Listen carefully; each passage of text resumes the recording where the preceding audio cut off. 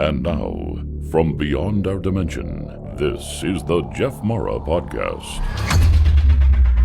Here's Jeff. My guest is Chris Bergmann. Chris had a near-death experience where he encountered a friend who had passed, and today we're going to learn about it. Chris, thank you so much for joining me, and welcome. Hey, thanks, Jeff. Thanks for having me. It's great to be here. Let's start talking about your NDE. What happened? Sure, I'll give you the run-up to it as to why I ended up in hospital twice. First, it was around Valentine's Day, and I was getting ready to go out for dinner with my wife, and wasn't feeling it. I was feeling kind of crappy, and went out for dinner. It was supposed to be a great dinner, and just couldn't eat anything. Didn't know what was wrong with me. Went back home, and for the next couple of days, still didn't feel right, but I started to swell up and get bigger and bigger and bigger. I had no idea what was going on. Wasn't in a lot of pain, and my wife made me go to hospital, of course, right? Because we're guys and we'll just put off anything, especially going to the hospital. So I go into hospital, and right away they're like, "Buddy, you got a ruptured appendix. We're gonna have to do an operation right away." And I thought, "Cool, you're done, no problem." Went in for the emergency operation. Everything was good. They ended up putting me in a ward that was so hot. I don't know why this particular room was so hot, but it was the absolute worst experience of my life. Couldn't sleep, didn't feel like eating, felt sick. And 2:00 in the morning, there was a naked guy running around the ward where they had to lock down the whole ward because he was screaming that people were trying to kill him. I mean, it was just like total chaos. I would have done anything to get out of there. I mean, anything. So finally I got released. I still wasn't feeling 100%, still pretty swollen. Doctors were convinced I was on the mend, and it was a good idea to go home. So I got home and just started puking. And I mean, I've never puked so much in my life. It was continuous for 3 days. And it was probably the lowest I've been physically in my life.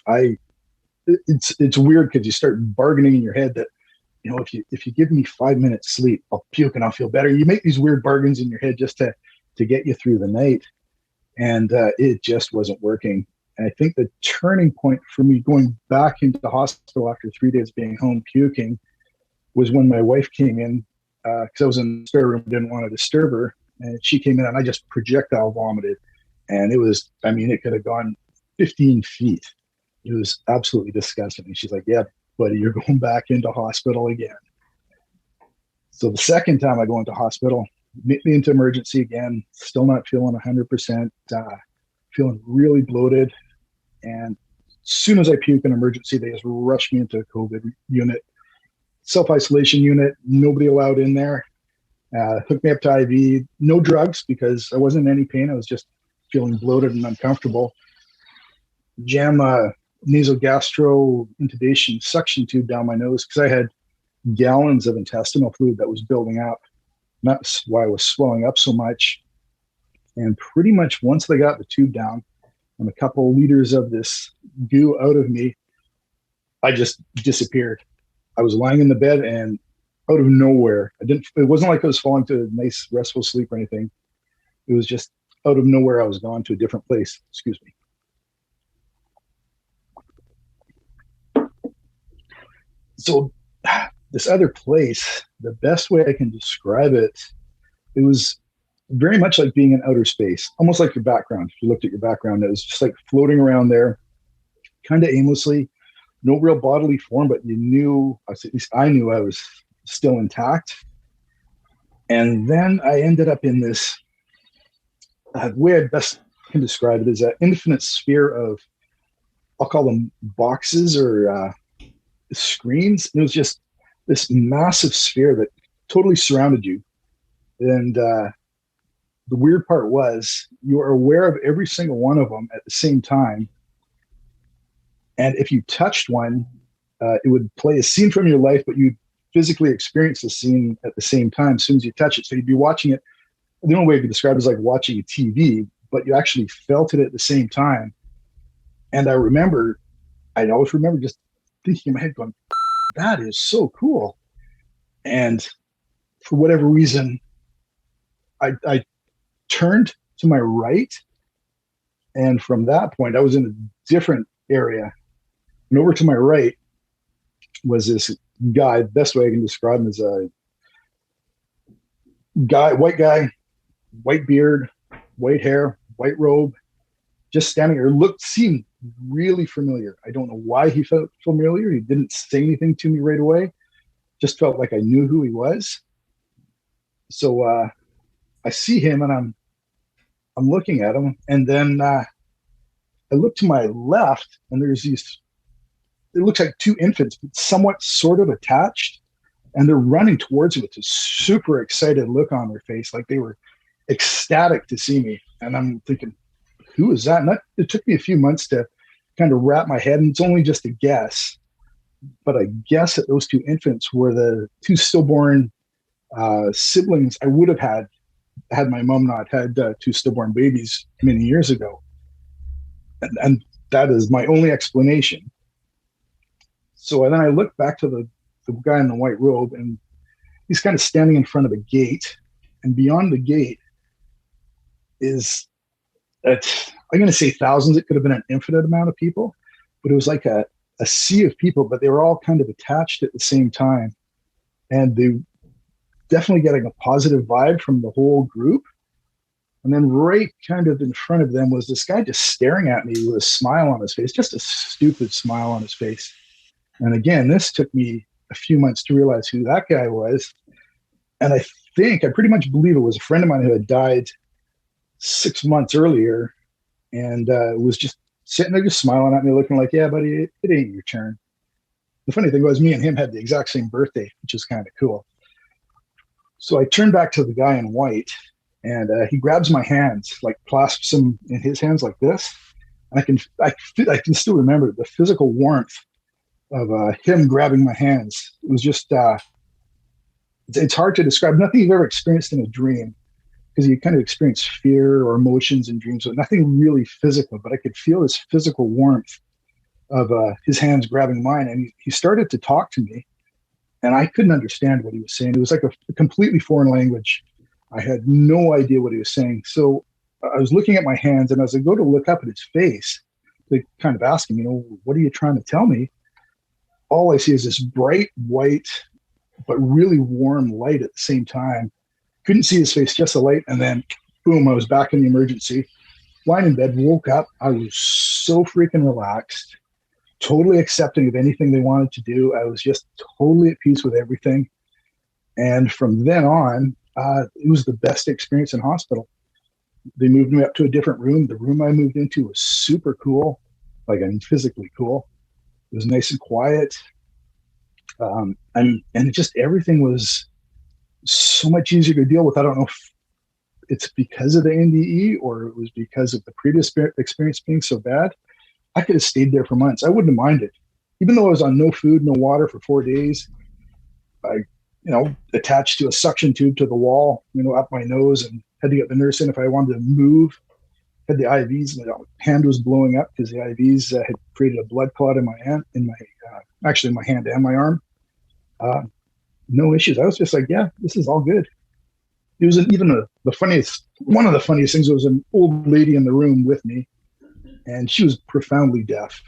She couldn't hear anything, but somebody had given her this little radio.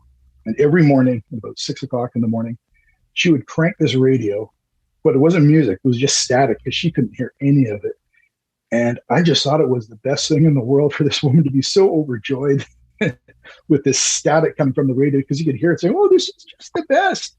And it was just completely changed my mindset.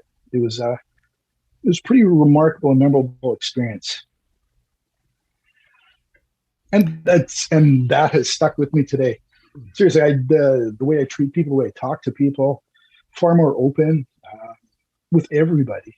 It's just, it's really life-changing. It's for the better. And I've absolutely no part of it had any negativity attached to it at all. Everything was positive. There was no feeling of fear, no feeling of negativity. It was super cool. It's hard to convey what it actually feels like. But just, I mean, pure joy almost, if you could put it into a word, without, dancing around being happy, but just that sort of content joy that you feel. Well, thank you for sharing your story with us. Yeah. As soon as you crossed over, did you realize where you were or what had happened? I had no idea. I had felt like, because I didn't know I was that sick. Seriously, I just thought, I'm doing okay. I'll be fine. But yeah, it was just as if somebody had just sucked me out and just dropped me into outer space. Like, you have no time to think, is this a dream or anything? It's just like, whoa, this is pretty cool. Were you like, whoa, where am I? What happened? You know what? I was more appreciating the view. Oh. It's just like, this is, you're kind of looking around going, wow, this is freaking awesome. I know it's hard. You should be thinking, where am I? What's going on? Mm-hmm. But while I was going through it, it was more like, no, this is pretty cool. Maybe you're so overwhelmed by everything, it doesn't even matter what happened. You're just in awe. I could totally buy that, because that's kind of what you felt like. It was like somebody guiding you through this process, but they're not with you, but there's sort of a definite linear sort of structure to it. So you start off floating in outer space, then you go through this sort of sphere of all your experiences, and then you move towards this sort of gate where there's somebody standing there, and it just kind of flows all together. And yeah, it's totally overwhelming. Do you remember any of your experiences that you viewed? And if so, were they positive things that you've done in your life or negative things?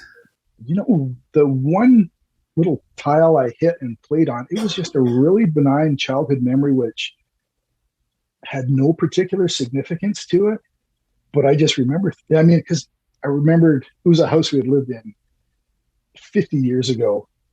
And I just remember, and it was like, and that's why I said, this is so cool, because it was so real, but so vivid, and you're experiencing it at the same time. So it was all positive. There's nothing negative attached to any of it. Who do you think the guy with the beard is? That's a good question. At first, he looked like a friend of mine's dad who had passed many years ago, and I thought maybe it was him, but he was taller, and I don't know. No, and it's one of those things. I've had a lot of religious people try and tell me different aspects on sort of their point of view on who it was. And I've read some of the stuff they've given me, and nothing really comes close to actually having that sort of physical interaction with somebody like that. I don't know who he was or where it came from or whatever, but yeah, it wasn't even anything I've read hasn't really even come close to recognizing who it was. Do you recognize the language that he spoke to you now that you've been back? Like, oh, it sounded like German or Italian or whatever. My first guess, because it was so foreign, was it was Gaelic. Because if you ever listen to somebody speak Gaelic, it's just, you cannot understand it. But still, I have no idea. Some religious friends tell me it's what's the one? Aramaic. They're convinced it was Aramaic that was being spoken to me. And I don't remember the words. I don't remember the sound structure of it. I just remember thinking, what are you trying to tell me? And that's why I went to look at him. I was going to ask him, what are you trying to tell me? Usually people are speaking to each other telepathically. And I think that this is the first time that anybody ever told me that they didn't understand the language the person was speaking to them. Because usually it's kind of a knowingness anyways. Yeah, no, it felt familiar, but still I have no idea. And then there was that friend of mine sitting there smiling and looking at me like, it was just odd that somebody would be sitting there smiling at me. That took me a long time to figure out why he was just sitting there smiling at me. But I think he was just there saying, yeah, don't worry, buddy. We'll be back. I got you. Do you think the being was humanoid or could have been an alien from another planet? Well, it looked like a human, but I have no idea. I really don't. It could have been anything or anybody. I really don't know. It's hard to even try and guess. I love religious art.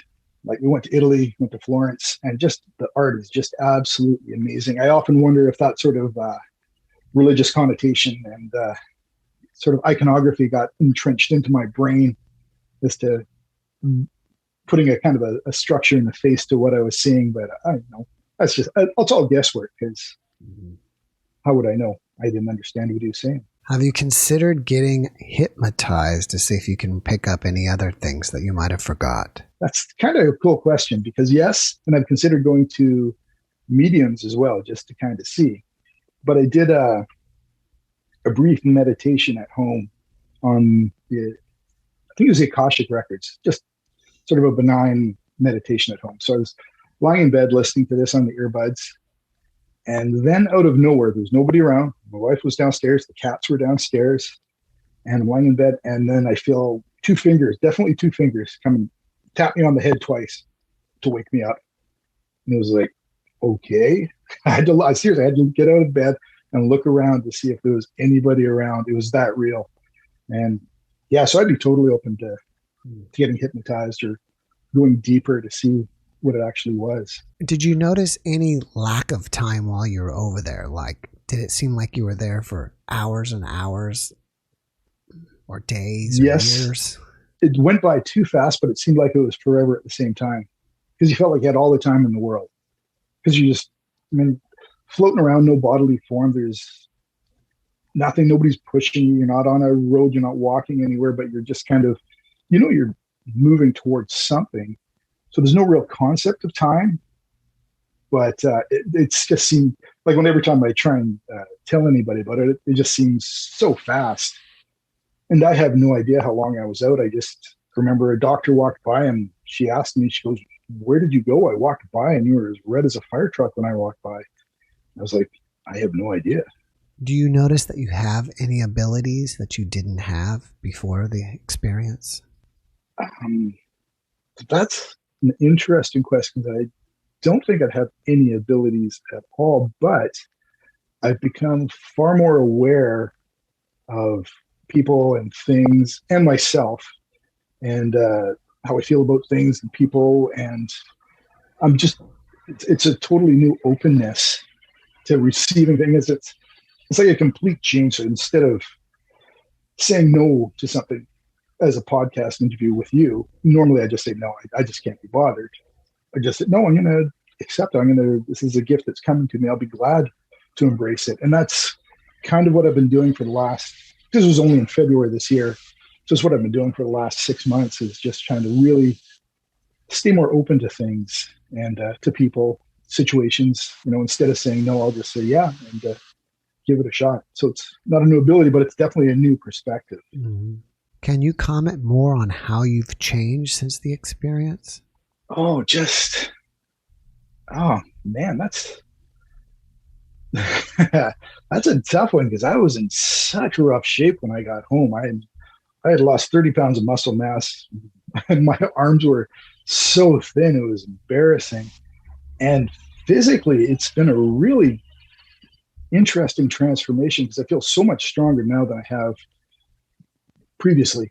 Even 20, 30 years ago, I just feel physically stronger and more capable. And mentally, the mental clarity I came out of hospital with, it was just insane. I never experienced anything like that. And it's still stuck with me. And like I said, I'm just far more open to people. And I'm noticing the more I'm open with people, the more they're open to me in the way they communicate and talk. And it's just really, I guess, embracing life a lot more.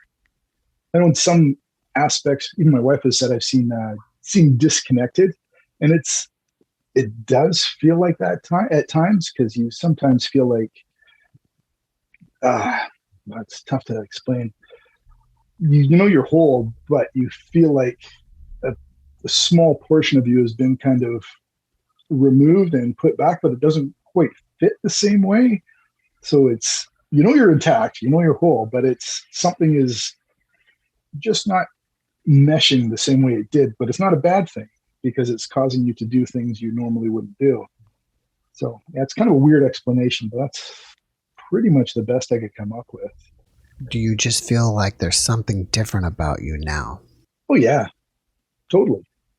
Yeah. Just feel, again, you feel changed. That's the best word for it. there's no way around it. You do feel changed, and it is for the better. It's not what you come out and you're just mad at the world or anything, but you just feel better about everything. It's an interesting frame of mind, and it's really good to embrace it as opposed to trying to fight it. I can understand why people would want to fight it, but yeah, I'm enjoying it. Let's look at it this way. Who were you before? Because you're talking about being more open. Were you a person that didn't communicate with people that much and kind of, solitary to yourself? No, not necessarily. It was just more with people you don't know so well, a little more superficial, where now I'll spend more time to try and actually get to know the deeper person, which is always good. And if somebody, I'm very open about what I talk with the NDE and stuff. And I've told so many people and they've really accepted it. And I think it's in a weird way helped a lot of people deal with, because I know a friend of mine whose dad recently died, said his dad was terrified of death. And it made him feel better to have me tell him that no, it just doesn't end. You're not just going into a black void when you die. There's actually something beyond that. What that is, I don't know. But his dad was terrified because he just thought it was nothingness, just a black void, and he didn't want to go there. So just being a lot more open, and instead of keeping it to myself, I'm just sharing it with everybody, just freely, whether they accept it or not. That's okay. I don't mind. Has your wife told you anything about you? Like, hey, you've changed in this way, Chris, or anything like that? Oh, yeah. Yeah, of course. Well, she's told me I've been disconnected. I came back and I was just physically and mentally weak. I was just a wreck. And it's tough when somebody goes through this and you can't relate, because this was traumatizing for her, like truly, because to watch me, who has never been in hospital in his life, all of a sudden have to go to hospital, not once, but twice. And then when I come back home, somebody who's, walking 10, 12 miles a day can't even walk up a flight of stairs. That's pretty traumatizing to go through. So, I think she's coming around to get to the point where I can talk a lot more about it with her, and she's not so traumatized by it. But, you do come back changed, and it's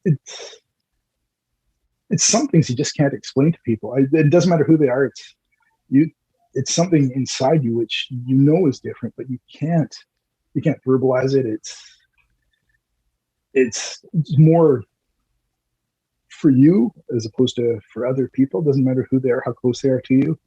It's just something inside you it's more of a gift that you want to keep, if you know what I mean. It sounds like it traumatized your wife more than you.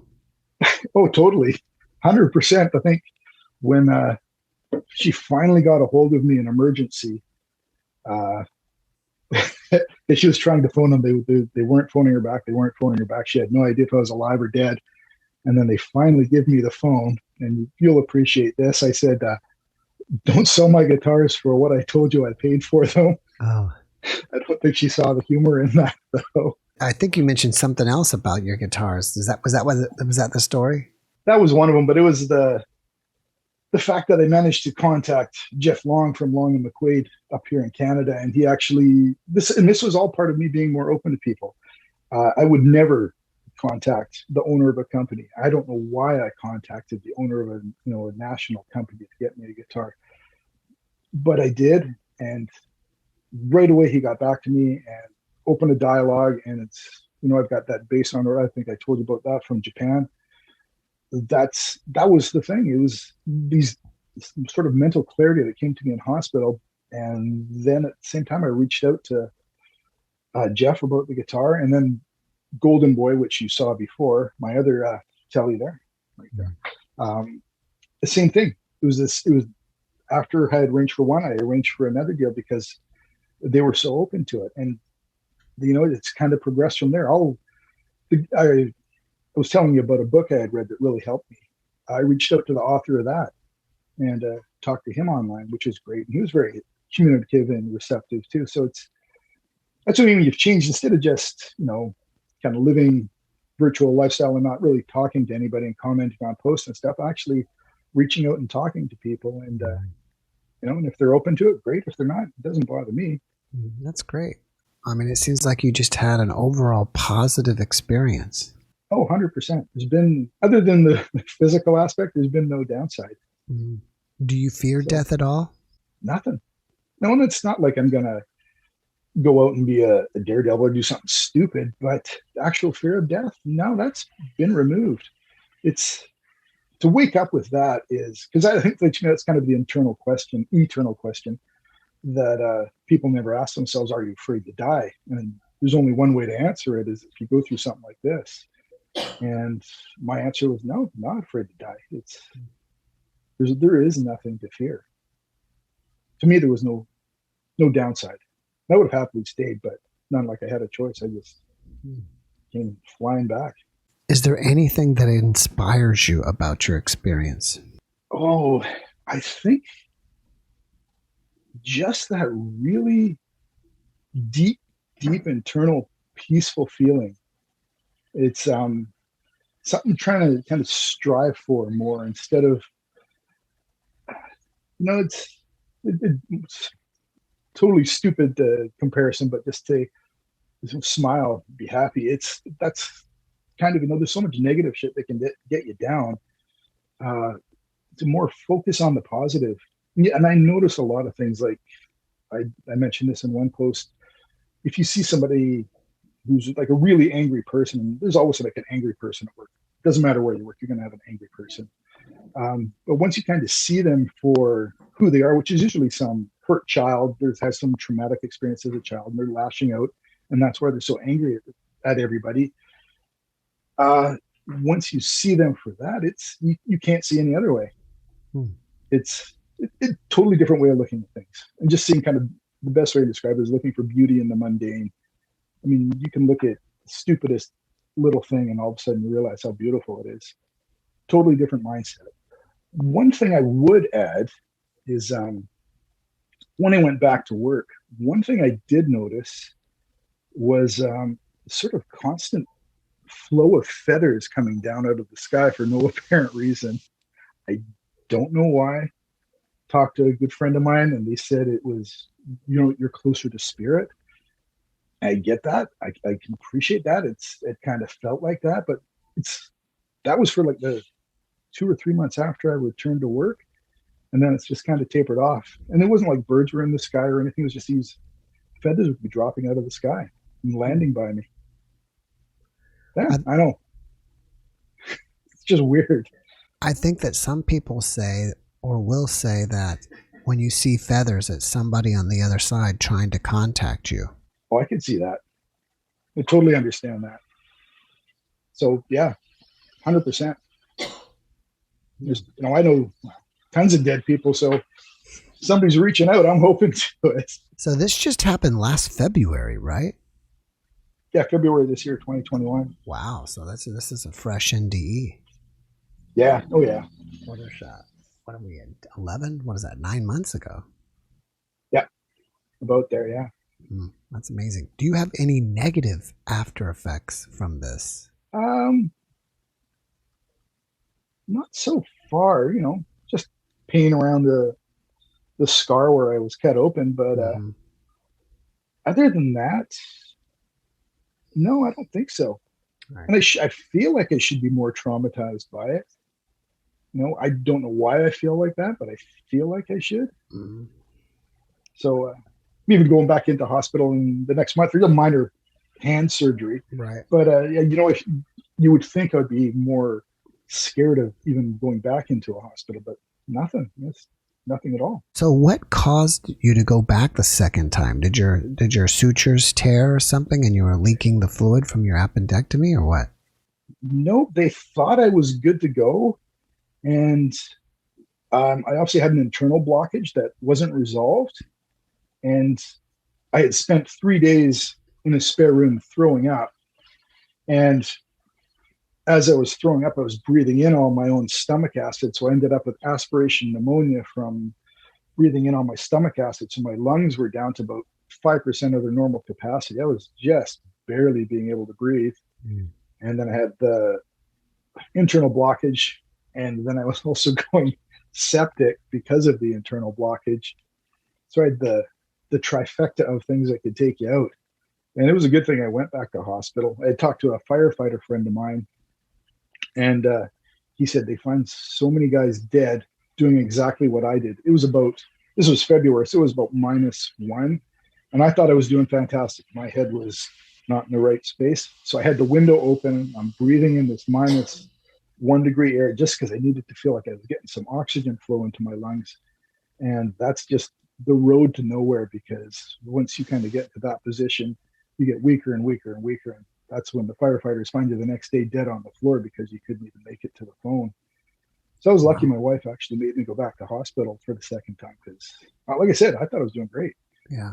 Yeah, it's amazing that you had it the first time and you didn't even have pain. I know. I drove, actually. I had gone for minor finger surgery in January, and I was supposed to return to work. The day I was supposed to return to work was the day I was admitted for emergency appendectomy. I even drove myself to the hospital, and that was like canceling appointments on the way to the hospital. It was just like no big deal. I thought maybe I had a pulled muscle, other than the fact that I looked like I gained 30 pounds, but other than that, nothing. No pain, no nothing. I know. Wow. So if you ever got a pain in the lower right quadrant of your abdomen, go to hospital. Don't be like me. Yeah. Yes, that's right. All right. Well, before we finish up, can you leave us with one last positive message?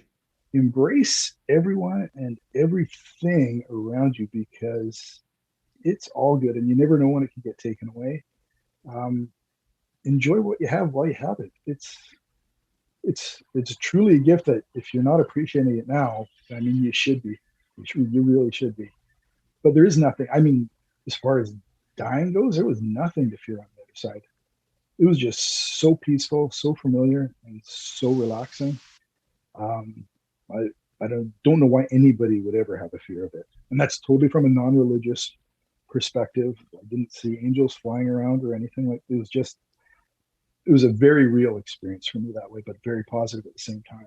Thank you, Chris, for that message. And thank you so much for being my guest. I really appreciate you, and I wish you the best. Oh, thanks for having me, Jeff. I really appreciate it. A little apprehensive at first, I got to admit, but yeah, it was quite enjoyable. You're a good guy. Thank you. And likewise. Thanks. All right. Have a great evening. All right. You too, man. Thanks for watching the JeffMara podcast. I really appreciate you. Another way to show support is through YouTube memberships. And if you do, there are loyalty badges and other perks depending on your level of membership. All you need to do is click the join button underneath the video to find out more. Thank you for your support.